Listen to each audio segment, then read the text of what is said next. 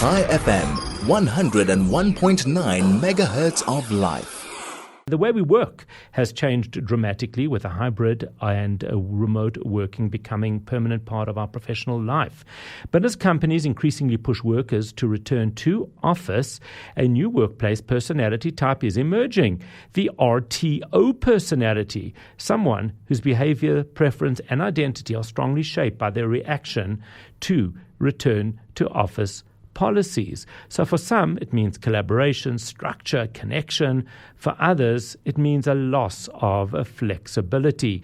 To help us unpack the psychology behind how people respond to returning to the office, we're joined by Dr. Elana Siew, industrial psychologist. A very good morning. Thank you for joining us. I hope you are well. I'm well, thank you. It's so interesting that it's almost become as though companies are removing something that people are entitled to when they demand or when they ask people to return to office. How did we get there so quickly? Howard, we got there so quickly because people like to work remotely. Originally, internationally, we saw productivity increasing. So people enjoyed it. They settled into their home. They could do a load of washing while on a Zoom. So they enjoyed that. They could reconnect with their families. They could reconnect with their home environment. And even those who were highly extroverted managed to get the human interaction online. So that kind of personality started to develop where it was an identity. My identity tied into my autonomy. I could master my own work. I could integrate my personal life and being a caregiver to my children with my work. And that became who I was. And as you said, it got taken away when I had to come back to work.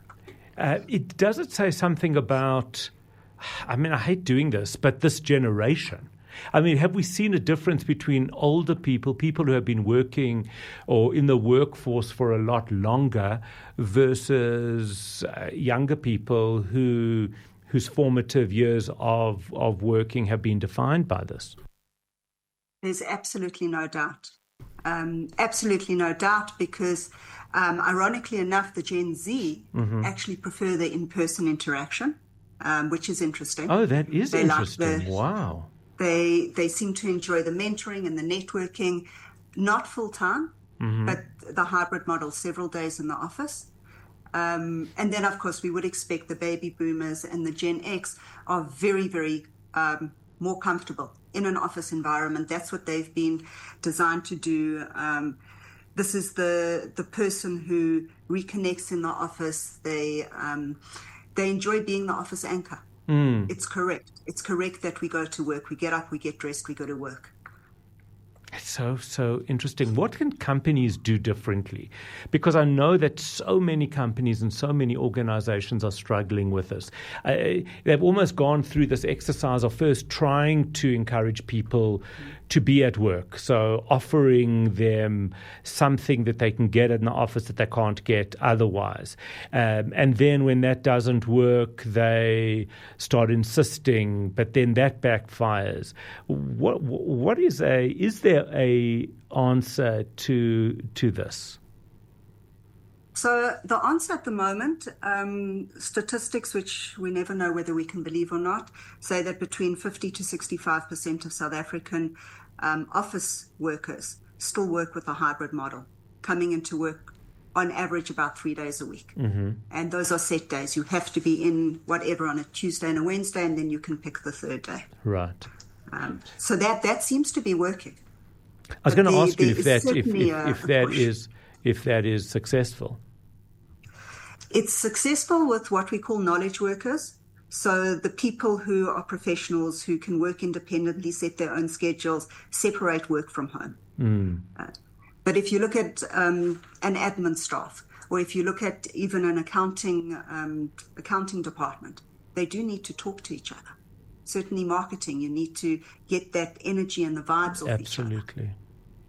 Yeah, I also wonder how much of an impact things like the fuel price have, because whereas people, working at home could save that that fuel cost as well as travel time.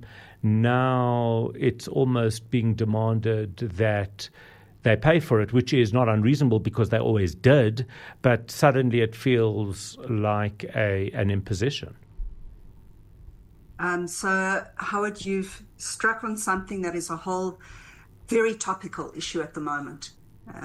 In fact, internationally, but certainly in South Africa, because we've had the fuel price increases continually over time. And as they increase, people have become more and more aware of it. Whereas, as you say before, I got in my car and went to work. We don't have that public system. So it was something you had to do, whereas now people are reconsidering it. Yeah. And it's had a huge impact on how people are thinking. It's such a fascinating field. If I had to ask you to leap us forward 5 years, 10 years, what do you think the work environment is going to look like? In my opinion, I think we're going to stick with a hybrid model. I think that in 5 years' time, people will have settled into working at home more so than they have already. And I think that the offices are going to insist on set days. You have to be in the office these days, but the rest work from home. You know, we can measure performance from home. We can check who's online when. You know, things like we saw the two-time employees was a big thing, people who were working two jobs because they could work from home. That seems to be dissipating a bit. People seem to be more committed. So in my opinion, I think we're going to stick with a hybrid model. Just a question, I was going to let you go, but I see this question and it's just made me think of something as well. Mavis asking, introverts probably prefer working from home more than extroverts do. Let's assume that's true. Does this have the danger of making introverts more introverted and therefore disadvantaging them in the workplace?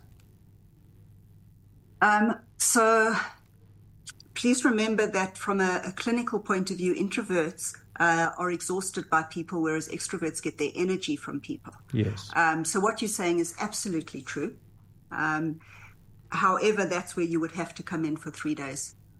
Because there's no doubt that ultimately, in terms of social connection and networking, the introverts would be prejudiced if they're not. And stickiness. You know, what holds people at a company, I would imagine, is very much the culture, the friendships, the connection. When you're working in your living room and you're not connected to people, well, then whether you're working with company A or company B matters not that much, I guess. 100%. 100%. You know, introverts do like interaction, just far less. Right. Harder for me to relate, but that's okay. That's what makes us all unique. Thank you for that fascinating conversation, Dr. Elana Siew, talking about the industrial psychologist, talking about a RTO personality, a return to office personality.